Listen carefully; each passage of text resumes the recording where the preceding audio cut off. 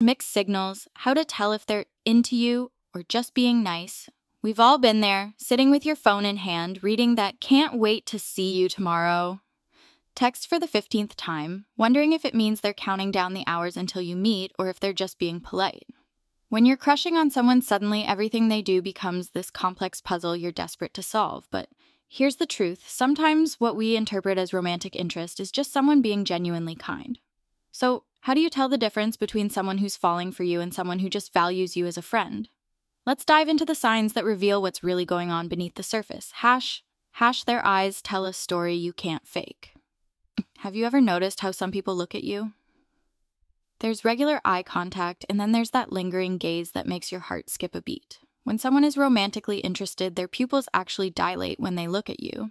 It's an involuntary physiological response to attraction that even the best poker face can't conceal. Think about your last interaction with your crush. Did they maintain eye contact that felt meaningful, or did they glance around the room, checking their phone, seemingly distracted by everything but you? When someone's into you, they're fully present. Their eyes follow you like you're the most fascinating person in the room. For example, you're telling a story about your weekend and they're nodding along. If they're interested, their eyes are locked on yours, they're leaning in slightly, absorbing every word. If they're just being friendly, they might listen politely, but their attention drifts. Maybe they're scanning the room or checking notifications while you speak. Their body language speaks volumes. Our bodies often reveal what our words carefully conceal. When someone is attracted to you, they unconsciously position themselves toward you, feet pointing in your direction, torso angled toward you, even in a group setting. They find subtle ways to decrease the physical space between you. Pay attention to their proximity next time you're together. Do they naturally gravitate closer to you than necessary? Do they find excuses for casual touches, a hand on your shoulder brushing against you when passing by, or touching your arm while laughing at your jokes? Here's a telling scenario. You're sitting on a couch with friends, and there's plenty of space. Does your crush choose to sit right beside you, perhaps with your shoulders or knees occasionally touching? Or do they comfortably settle across the room with no apparent desire to be physically closer? Someone who's just being friendly maintains a consistent personal bubble with everyone. But when romantic interest is involved, that bubble mysteriously shrinks for just one person, you. They remember the little things you mention. We all like to believe we're good listeners, but the truth is, we tend to remember details about things and people we genuinely care about. When someone is interested in you romantically, they develop an almost supernatural ability to recall the smallest details you mention in passing. Did you casually mention 3 weeks ago that you have a big presentation coming up? Someone who's into you will text you the morning of, "Good luck on your presentation today, you're going to crush it." A friend might remember you have something important but won't recall the specifics. Or maybe you once mentioned your childhood obsession with a certain obscure book series. Months later, they reference it in conversation or even find a related item as a gift. This level of attentiveness shows they're processing your words on a deeper level. They're not just hearing, they're truly listening. Their time suddenly becomes remarkably flexible. We all have busy lives, packed schedules, and 1,000 competing priorities. But when someone has romantic feelings for you, they perform magic tricks with their calendar that defy the laws of time management. That friend who's always swamped with work, suddenly they can leave early on a Tuesday when you mention you're free for coffee. The person who needs 2 weeks' notice for plans somehow can meet up at a moment's notice when you're unexpectedly available. Consider this. You text them on a Friday night mentioning you've been stood up or your plans fell through. If they're interested, they'll rearrange their evening to be available for you. If they're just being friendly, you'll get sympathy and maybe plans for another day. When someone is romantically interested, they don't just make time for you, they prioritize the time they spend with you. The difference is subtle but significant. Their phone habits reveal their true feelings. In our digital age, how someone interacts with you through their phone speaks volumes about their interest level. When someone has feelings for you, your message notifications get VIP treatment. Notice how quickly they respond to your texts. Are you getting thoughtful replies within minutes, or do hours, sometimes days, pass before you hear back? Someone who's interested will rarely leave you on read unless they're strategically trying not to appear too eager. And what about their social media behavior? Do they engage with your content consistently, liking your posts, watching your stories, commenting with thoughtful or flirty responses? Or is their interaction sporadic and casual, the same level they maintain with their broader social circle? Here's a telling sign. They text you during unusual hours, early mornings, late nights, those vulnerable moments when you're often the first or last thought of their day. These aren't functional texts about plans or responses to your questions. These are the just thinking about you messages that reveal you're on their mind during private moments. They create a private world between you. When romantic interest is brewing, people naturally create a sense of exclusive connection, inside jokes, private references, or special nicknames that only the two of you share. Pay attention to how they speak to you in group settings versus one-on-one. Someone who's interested will find ways to create moments of connection even in crowds. A knowing glance when someone says something that references your inside joke. A comment that only you would fully understand the meaning behind. For instance, you once had a conversation about how you both hate raisins in cookies, calling them cookie landmines. Later, in a group setting with cookies being passed around, they quietly whisper, "Watch out for landmines," as they hand you the plate. These small moments of exclusive connection form bonds that transcend ordinary friendship. If all your interactions feel like they could be with anyone, generic, pleasant, but lacking that layer of special connection, you might be firmly in the friendship zone.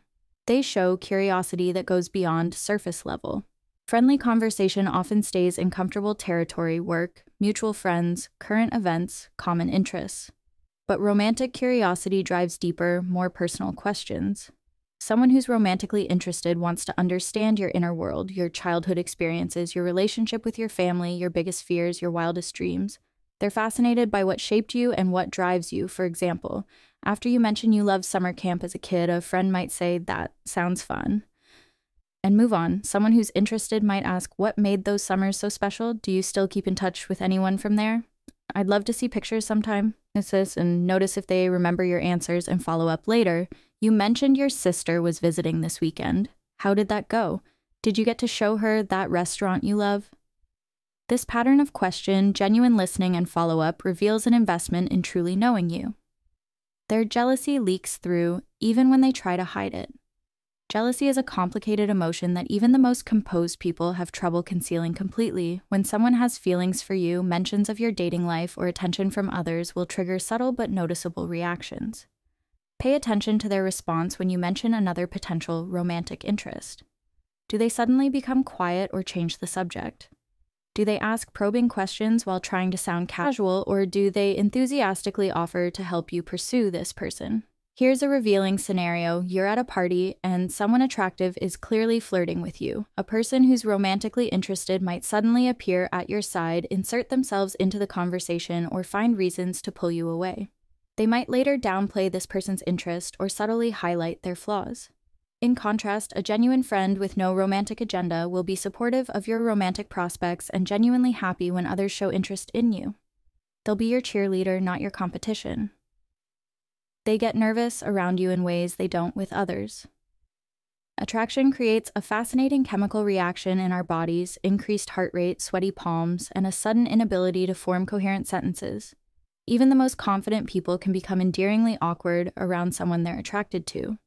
Compare how they act around you versus other friends. Do they stumble over words with you but speak fluidly with others? Do they fidget more, fix their hair, or adjust their clothes more frequently in your presence? For instance, they might be the life of the party with everyone else but become uncharacteristically quiet or overly talkative around you. They might laugh a little too hard at your jokes or accidentally knock things over when you approach. This nervousness isn't always obvious. For some, it manifests as overly polished behavior rather than clumsiness. They might seem unusually put together around you, as if every word and gesture is carefully calculated to impress. Their friends already know all about you. When someone has romantic feelings for you, you become a regular topic in conversations with their closest friends and family. Without realizing it, they talk about you so much that their inner circle feels like they know you even before meeting you. Pay attention to how their friends react when you're introduced. Do they give knowing smiles or say things like, "We've heard so much about you"? Do they seem to already know your job, your hobbies, or your recent accomplishments despite never having met you before? Here's a telling scenario. You mention a recent promotion at work when meeting their friends for the first time, and someone says, "Right, at the marketing agency. How's the new team treating you?" This reveals that your crush has been sharing details about your life, details that wouldn't come up if you were just a casual acquaintance. In contrast, if their friends seem confused about who you are or your relationship to them, It suggests you haven't featured prominently in their personal conversations. They make future plans that include you. When someone sees romantic potential with you, they naturally begin weaving you into their vision of the future, sometimes in ways so subtle you might miss it. Listen for casual mentions of future events that assume your continued presence in their life. There's this festival happening next summer that you'd love, or when that movie comes out next month, we should definitely see it together. These aren't firm plans, but rather windows into how they imagine their future. With you in it, the time frame is telling too. Friends might make plans a few weeks out, but romantic interest tends to extend the timeline much further. Pay special attention if they invite you to significant events like weddings, family gatherings, or holiday celebrations. These are opportunities to integrate you into important aspects of their life, not usually territory for casual friendships. They show consistent effort in communication. In today's world of endless distractions, consistent communication requires intentional effort. When someone has romantic feelings for you, they maintain a steady presence in your digital life.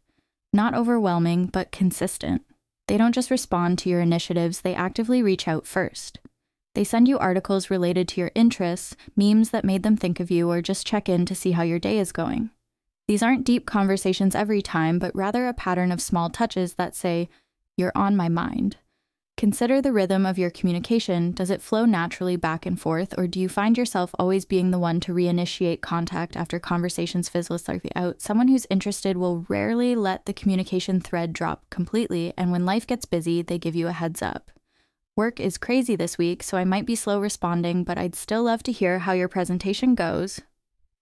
This demonstrates that maintaining connection with you remains a priority even during hectic times. Their vulnerability gradually increases around you, trust and attraction develop in tandem, and one of the clearest signs of deepening feelings is an increasing willingness to be vulnerable. Someone who sees romantic potential with you will gradually lower their guard in ways they don't with casual friends. They might share insecurities, past disappointments, or fears about the future. These aren't trauma-dumping sessions, but rather carefully chosen disclosures that reveal their authentic self beyond the polished exterior most people see. For example, after presenting a confident front about their career, they might confide in you about their struggles with imposter syndrome or uncertainty about their chosen path. Or they might reveal childhood experiences that shaped them in significant ways. Watch for this progression of vulnerability. If they keep conversations perpetually light and surface level despite spending significant time together, they might be maintaining emotional boundaries that suggest they see you as just a friend. Your intuition is picking up on subtle cues. Sometimes the most telling indicator isn't any specific behavior, but rather the cumulative feeling you get from all your interactions. Our subconscious minds process thousands of micro-expressions, tone variations, and behavioral patterns that our conscious mind might miss.